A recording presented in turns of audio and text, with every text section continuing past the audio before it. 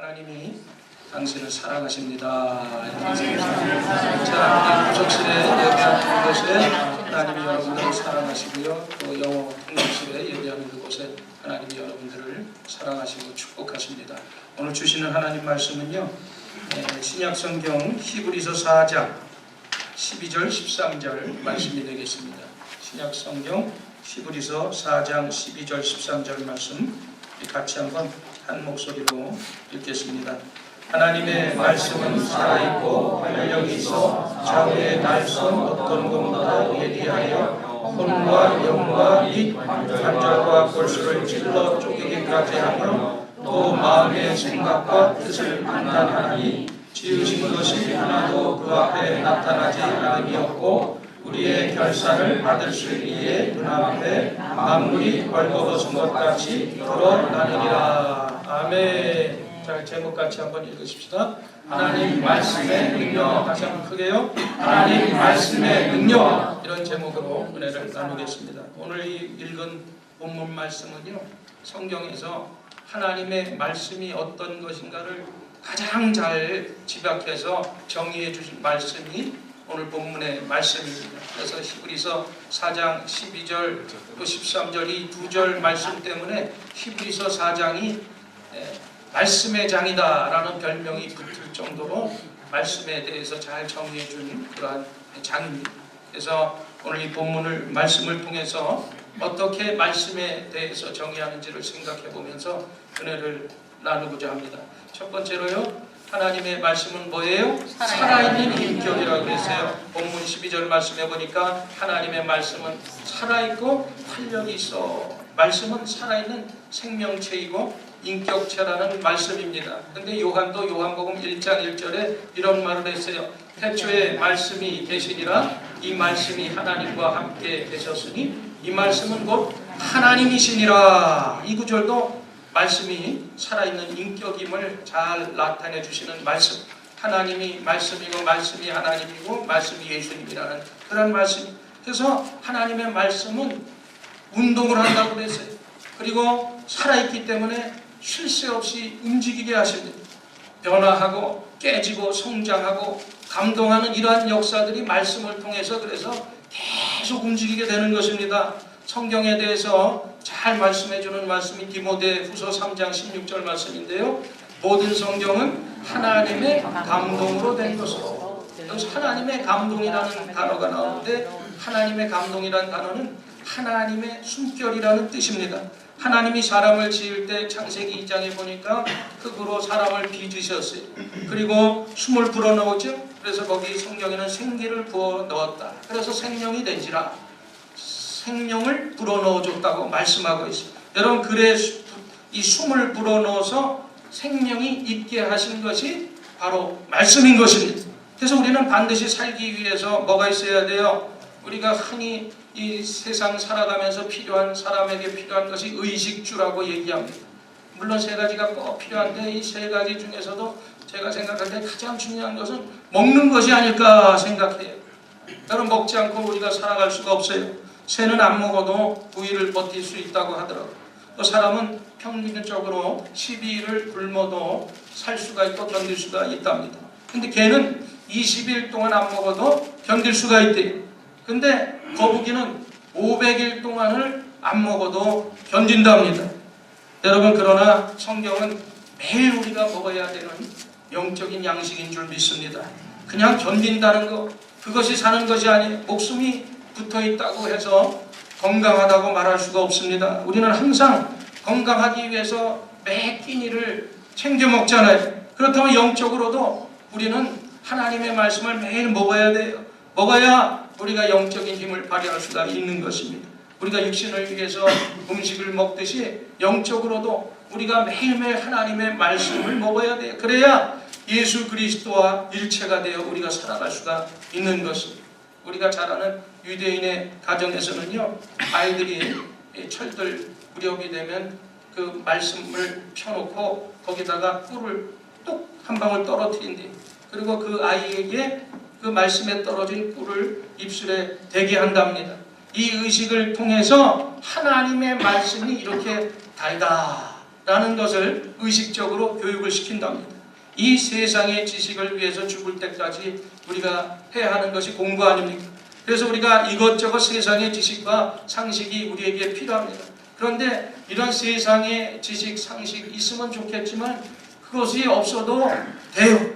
그러나 우리가 꼭 알아야 할 지식이 있는데 그것이 바로 하나님을 아는 지식입니다.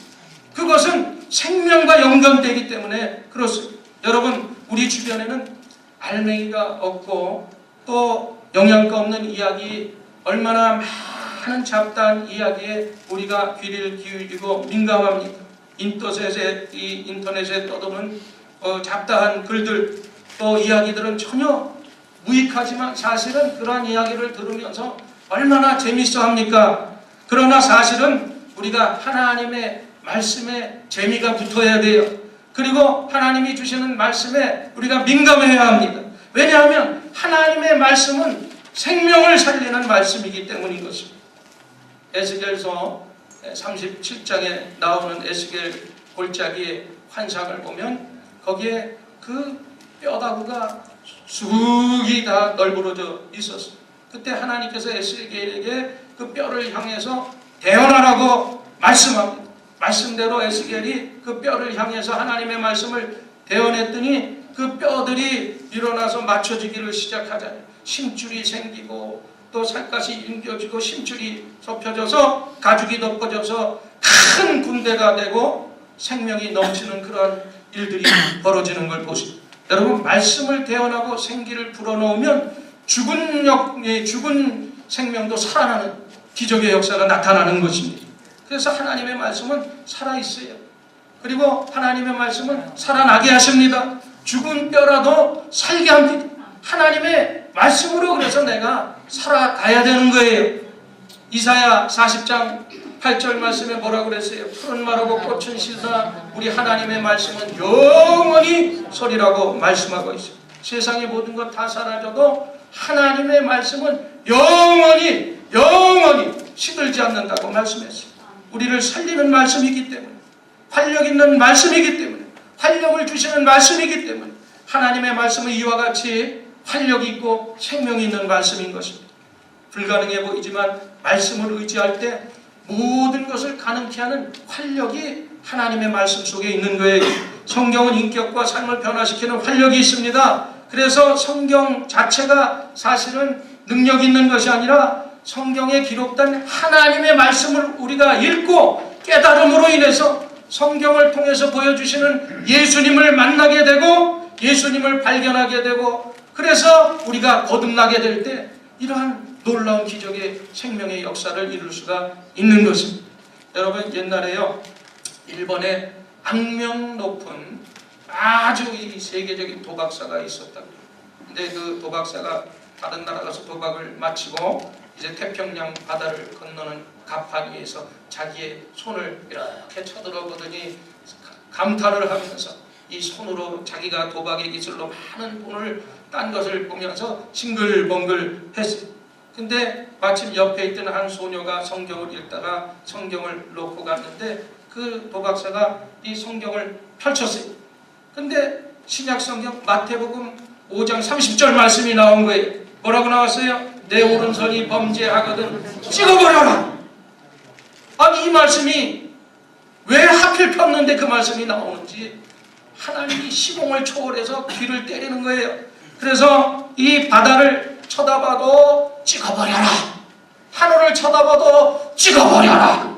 밥을 먹어도 찍어버려라. 이 귀로 계속 이 구절이 생각이 나서 도저히 견딜 수가 없어. 그래서 대판 구마모토 항에 내리자마자 철물점을 찾아가서 도끼를 샀어요. 그래서 진짜로 손가락을 도끼를 넣고 자기 도박하는 손을 찍었어요. 찍으니까 살살 찍어서 절단은 안 났는데 피가 칼칼칼칼 나는 거예요. 그러니까 사람들이 그 모습을 보고 경찰에 신고를 했어요. 그랬더니 이 사람이 붙잡혀갔어요, 경찰. 왜 자초지종을 얘기했더니 이 경찰관이 구마모토에 있는 한 유명한 목사님을 소개해 줬어요. 그래갖고 그 사람이 예수 믿고 구원받아서 유명한 전도자가 됐다는 것입니다. 여러분, 성경은 이렇게 사람을 사람 되게 하고 살리는 역사를 이루는 것입니다. 이런 활력이 있는 성경을 가까이 함으로 여러분들은 여러분의 삶 가운데 놀라운 변화를 체험하게 되기를 주님의 이름으로 축원을 드립니다. 두 번째로 이 하나님의 말씀은 뭐예요? 영적인 수술의 칼이고 엑스레이라고 말할 수가 있어요. 11절 말씀의 중간에 뭐라고 그랬어요? 좌우의 날선 어떤 검보다 예리하여. 좌우의 날선검이라는 것은 양쪽 면을 다 사용할 수 있다는 거예요. 그러니까 영적인 것도 육적인 것도, 더 읽어보면 혼과 영과 및 관절과 골수를 찔러 쪼개기까지 한다. 혼과 영은 영혼을 얘기하죠. 관절과 골수는 육신을 얘기하는 것입니다. 여러분, 즉 하나님의 말씀은 영혼도 수술하고 육신도 수술하는 수술의 칼이라는 뜻입니다.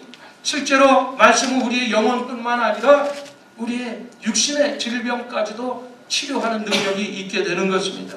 왜 우리가 살아가면서 우리 몸에 병이 생깁니까? 육신이 원래 이 질서를 잃어버리면 병이 생기는 거예요. 그런 상황에서 하나님의 말씀으로 우리가 영혼이 바르게 되어서 영혼의 질서가 회복이 되면 마음의 평안이 우리 가운데 임하게 돼요. 육신도 잃어버린 그러한 모든 질서를 회복하고 그때 우리의 몸도 치유의 역사가 나타나기 시작되는 것입니다. 그러므로 영혼과 육신의 치유의 역사가 나타나고 우리가 마음의 천국을 위하며 우리 말씀이 나에게 찔려져야 돼. 영적인 수술이 되어서 찔림이 있고 깨달음이 있을 때 우리의 영혼이 치료받고 우리의 육신도 치료받는 역사가 나타나게 되는 줄 믿습니다. 여러분, 말씀은 우리의 더러운 것들을 다 들여볼 수 있도록 하는 것이 하나님의 말씀입니다. 우리의 잘잘못이 무엇인지를 누가 깨달아 줄 수 있습니까? 옆에서 사람이 깨달아 주는 것이 아니에요. 우리가 말씀을 읽으면 말씀을 통해서 우리가 깨닫게 되는 거예요.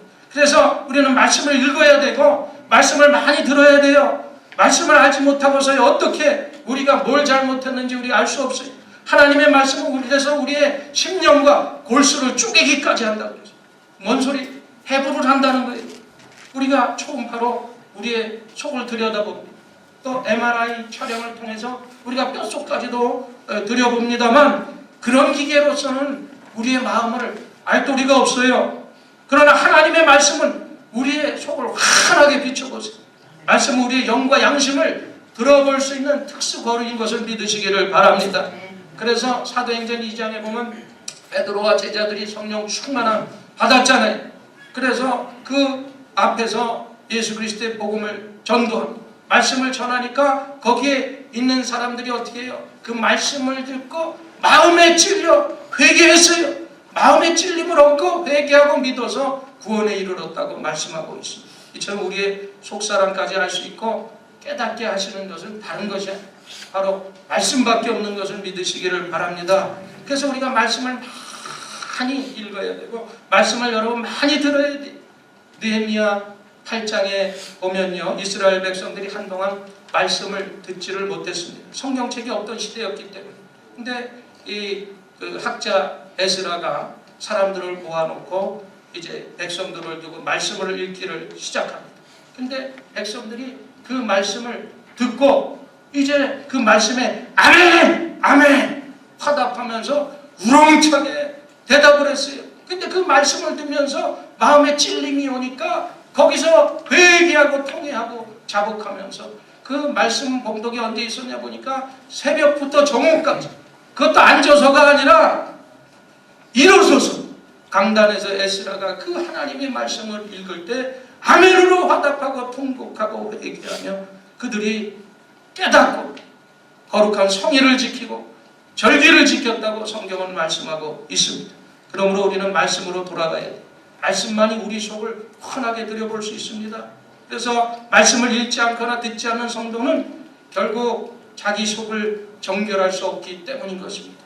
또 오늘 본문 12절 하반부에도 또 마음과 생각과 뜻을 판단하라니, 이 하나님의 말씀이 인간의 마음과 생각을 뜻을 살피는 어떤 영적인 엑스레이가 되는 것입니다.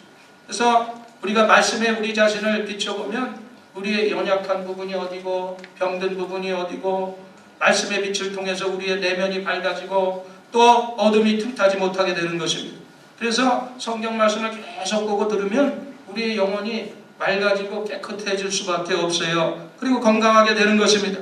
때로는 말씀의 엑스레이로 우리 자신의 죄와 허물을 지적받으면 여러분 어떻게 생각하면 여러분이 자존심 상할 때도 있어요. 그러나 그 자존심을 버려버리고 하나님 앞에서 납죽 엎드려서 회개하면 하나님께서 새로운 세계를 펼쳐주시는 것입니다. 그런 의미에서 자신의 죄를 깨닫게 하고 자신의 부족을 지적해 주시는 그 하나님의 말씀이 때로는 필요한 거예요. 그래서 여러분들이 여러분 듣기 좋은 소리만 듣고 아멘 아멘 하지 말고 강단에서 제가 말씀할 때 저건 다른 사람이 들어야 될 것이다 라고 생각하지 말고 나에게 주시는 하나님의 말씀으로 아멘으로 받아들이면 하나님이 그때 역사하시는 줄 믿습니다. 여러분 암이 발견되면요 환자의 마음의 고통을 덜어주기 위해서 의사가 누굴 불러요? 보호자를 불러요. 그래서 보호자에게 저 환자가 어쩌고 저쩌고 이렇게 얘기를 합니다. 근데 요즘은요 많이 바뀌었대요. 그래서 이 암 환자 당사자에게 직접 얘기를 한다는 거죠. 이번에 진단을 해보니까 암 말기입니다. 수술을 해도 10%밖에 살 가능성이 없으니까 이제 잘 준비하십시오. 그 말을 들은 환자는 얼마나 충격이겠어요. 그러나 처음에는 충격이고 고통이었지만 며칠이 지나면 정신을 차리고 이 환자가 어떻게 했어요? 이제 남은 기간에 내가 어떻게 정리해야 되고 어떻게 살아야 되겠다 현실을 받아들이는 것입니다. 그런 모습을 보면 매몰차게 환자에게 얘기하는 것 같지만 그것이 오히려 더 현실적일 수 있다는 얘기입니다. 왜냐하면 어차피 알게 될 것을 숨기면서 마음의 고통을 잠깐 풀어주는 것보다 앞으로 남은 생애를 잘 마감할 수 있는 것이 더 중요하기 때문에 그렇게 직선적으로 얘기해 주는 게 더 필요할지도 모르는 거예요. 여러분 누가복음 16장에 보면 부자와 나사로에 대한 이야기가 나옵니다. 하나님께서 이 부자에게 하신 말씀은 딴 것이 아니야. 너 그렇게 살면 지옥 간다! 이런 말씀이었어요. 그러나 부자는 귓등으로도 그 말씀을 듣지를 않았습니다. 결국에는 어떻게 됐어요? 음부 가운데 떨어져서 고통 가운데 있으면서 아버지여 하면서 부탁하는 장면이 나왔죠. 나사로를 내 집으로 보내주셔서 내게는 5의 형제가 있는데 그들이 이곳에 오지 않게 하여 달라고 말하게 해달라고 이렇게 부탁하는 말씀이 나옵니다. 여러분 이 부자의 고백은 우리 물질주의에 빠진 이 현대인들이 주는 어떤 경고라고 할 수가 있습니다. 마지막 때는 자신이 가진 물질이 자신의 삶이 얼마나 더 허무하게 만드는지를 분명하게 말씀해 주는 것입니다. 그럼에도 불구하고 오늘날 현대인들은 물질 축복에 관한 말씀을 좋아하잖아요. 그냥 축복에 대한 설교를 하면 아멘 아멘 하는데 어떤 죄와 허물, 회개에 대한 메시지를 전하면 잘 아멘을 크게 안 하더라. 그것이 바로 현대인의 모습이고 우리들의 모습이 아닐까 생각을 해봅니다. 여러분 우리는 때로 우리의 자존심을 상하게 하는 말도 우리가 잘 귀 기울여서 들을 줄 알아야 돼요. 성경을 읽으면서 말씀이 영적인 엑스레이가 되어서 나의 죄를 지적하면 그 말씀에 찔리고 상한 마음을 가지면서 더욱 하나님의 은혜를 우리가 추구하면서 살아야 되는 거예요. 바로 우리가 그곳에서 우리가 새롭게 되고 진짜 하나님이 우리의 축복의 길을 열어주신다는 사실을 믿으시기를 바랍니다. 그 다음에 세 번째로 이 하나님의 말씀은요 말씀 자체가 하나님 자신인 것입니다. 본문 13절 말씀 보십시다. 지으신 것이 하나도 그 앞에 나타나지 않음이 없고 우리의 결산을 받으실 이의 눈앞에 만물이 벌거벗은 것 같이 드러나느니라. 문맥상으로 보면 그 앞에가 말씀 앞에라는 거예요. 그리고 우리의 결산을 받으실 이 하나님이 눈앞에 만물이 벌거벗은 것 같이 드러난다. 여기서 드러나는이라는 원어의 뜻을 보면 목을 뒤로 젖힌다 이런 말의 뜻이 있어요. 레슬링 선수가 상대방의 선수를 이렇게 목으로 감고 확 뒤로 제키는 그 전문용어로 백드로라고 그러나 이렇게 그 뭔 소리 바로 모든 것이 하나님 앞에서는 다 드러난다는 거예요. 좋지 못한 것도 좋은 것도 다 드러나. 그렇다면 말씀이 판단해 모든 것을 왜 드러나게 하느냐? 그 이유가 뭐냐? 그것을 드러내서 우리를 책망하기 위해서가 아니라 그것을 드러나게 하셔서 우리를 치유하시기 위함이라는 거예요. 마치 환자가 병원에 갔을 때 먼저 사진 찍잖아요. 엑스레이도 찍고 진찰도 확인하고 뭐가 잘못됐는지 확인이 된 다음에 어떻게 돼요? 수술도 하고 치료도 하게 돼요.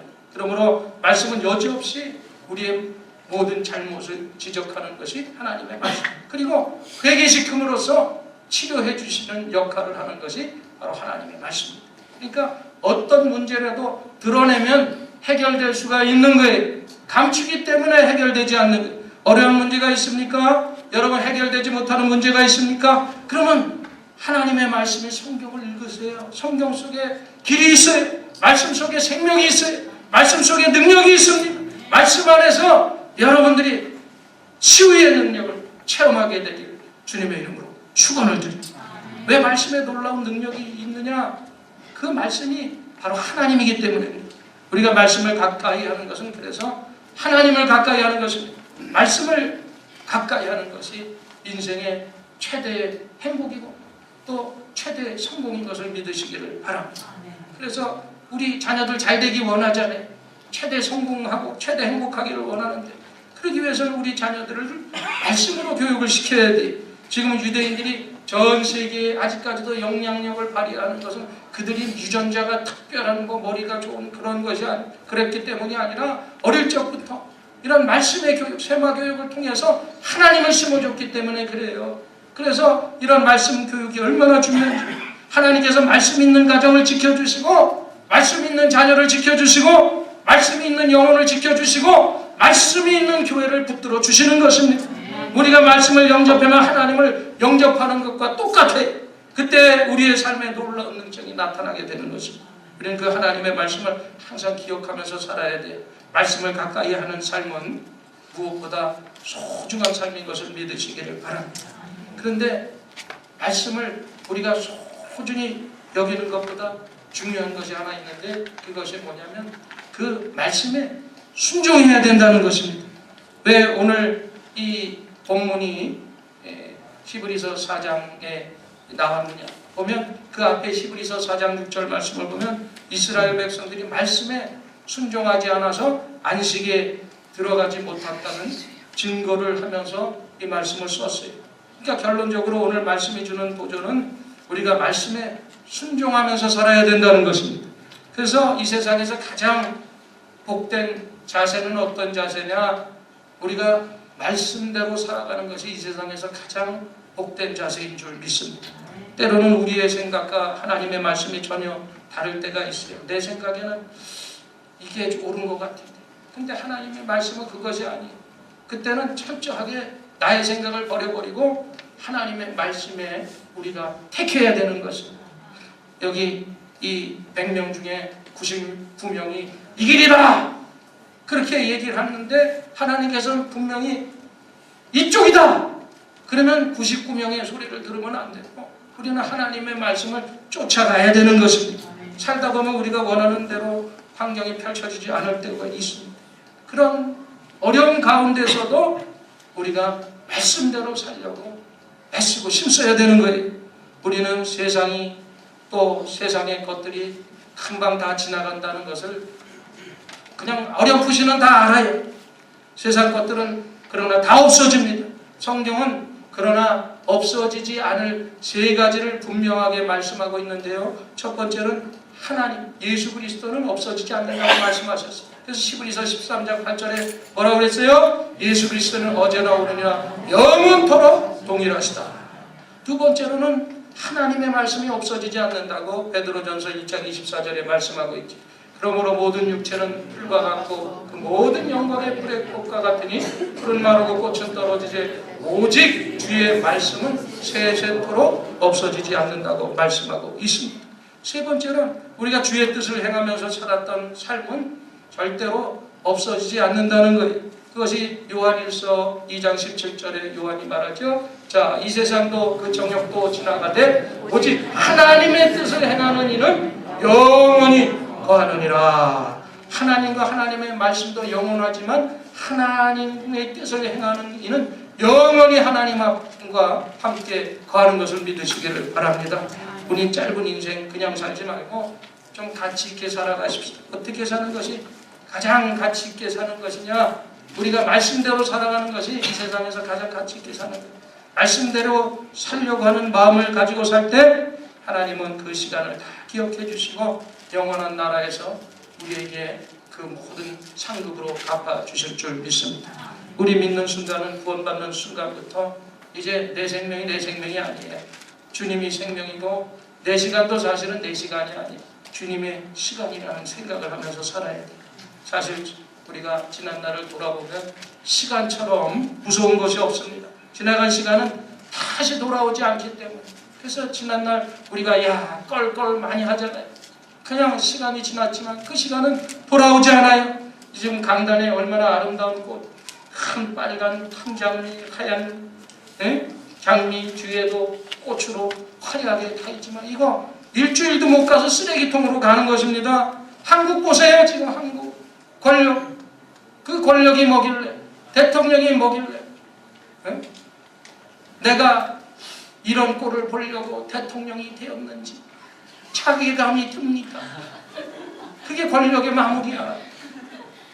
최순실 게이트, 그 권력에 힘을 얻고 그 권력, 그 결국에 비참하죠. 사람은 화려하게 살수록 더 비참하게 살 수밖에 없는 것입니다. 그러므로 우리는 모든 소유가 삼켜지기 전에 시간을 내놓고 주의 뜻을 행하는 일에 최선을 다하게 되시길 바랍니다. 하나님의 말씀은 유일한 계시, 하나님의 말씀은 우리의 유일한 삶의 법칙인 것을 믿으시기를 바랍니다. 그러므로 우리가 말씀을 자꾸 들어야 돼요. 그리고 그 들은 말씀을 자꾸 전해야 돼요. 이제 우리는 예수님을 믿는다는 것에 만족하지만 말고 더욱더 주님 안에서 그 말씀을 행하고 그 말씀 안에서 자라기까지 여러분이 힘쓰게 되시기를 바랍니다. 그래서 성도로서 축복만 간식 갖지 말고 내가 책임져야 될 책임이 무엇인가에 눈을 돌리고 더욱 말씀을 가까이 하고 말씀을 중시하고 말씀을 대로 살려고 힘쓰고 애쓰는 저와 여러분 모두가 되십시다. 바로 그때 하나님께서는 우리 마음에 평안도 주시고 우리 앞날을 더 복되게 해주시고 우리 교회를 더욱더 부흥시켜 주실 줄 믿습니다. 우리 말씀 생각하면서 기도하십시오. 하나님, 나에게 말씀을 통해서 오늘 그 생명의 말씀, 살아있는 말씀을 통해서 나를 움직여 주시고 말씀이 나를 찔러 쪼개서 오늘 잘못된 부분들을 치료하여 주시고 영혼이 다시 한번 소생되고 하나님 말씀 뜻대로 충성하며 주님 앞에 다가가는 주의 일꾼 되게 해달라고 말씀 생각하면서 우리 주여 삼창으로 기도합니다. 주여, 주여, 주여.